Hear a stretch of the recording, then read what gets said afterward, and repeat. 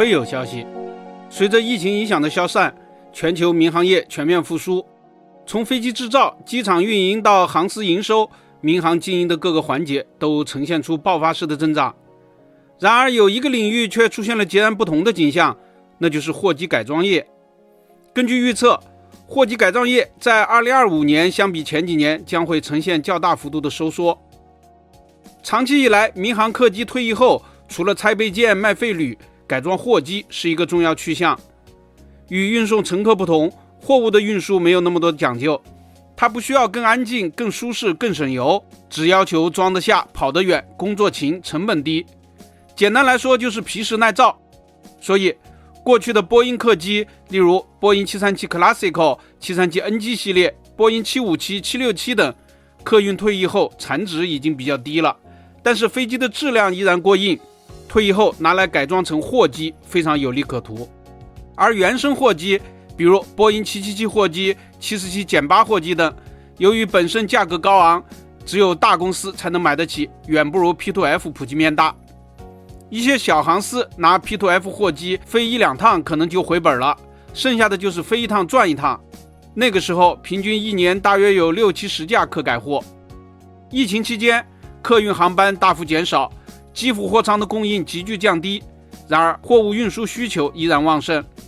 加上红海航道受阻，部分高价值货物改为航空运输，对货机的需求增加，客改货业务呈现一片繁荣。根据网络资料，2022年以来，每年都有差不多120-130架客机改装成了货机，当时各个改装厂忙得不亦乐乎，赚得盆满钵满。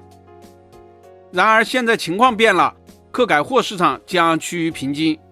原因主要有以下几个方面：一是客流恢复，机辅货舱的供应大幅增加。根据国际航协的统计，2024年全球商用航空共执行了4060万架次，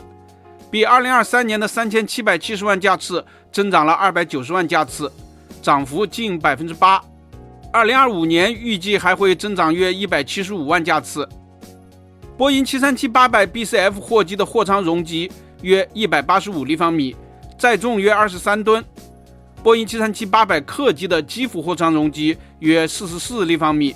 能够装多少货物没有查到数据，但是从航班架次来说，机辅货舱运力增加肯定会极大影响纯货机的需求。二是新机交付迟滞，老旧客机还得继续服役。受罢工、供应链等多重因素的影响，波音、空客新机交付相对较慢，每家都积压了5-6千架的订单。航空公司一机难求，新的进不来，老的就不敢退，也造成了可以拿来改货的客机减少。无论是波音737-800小货机还是767中货机的货源减少都比较明显。大型的波音777-312客改货的货源也因为 777X 的交付迟滞而受到了影响。不过由于空客 A330 系列客机近几年退役较多，有分析说今年 A330-300的客改货数量可能会超过波音767-312，这对空客来说倒是一个好消息。另外还有特朗普挥舞关税大棒对全球贸易产生的影响，也降低了航空货运的整体增长预期。所以总体来说，2025年的各型客改货工作将下降到8-90架的水平。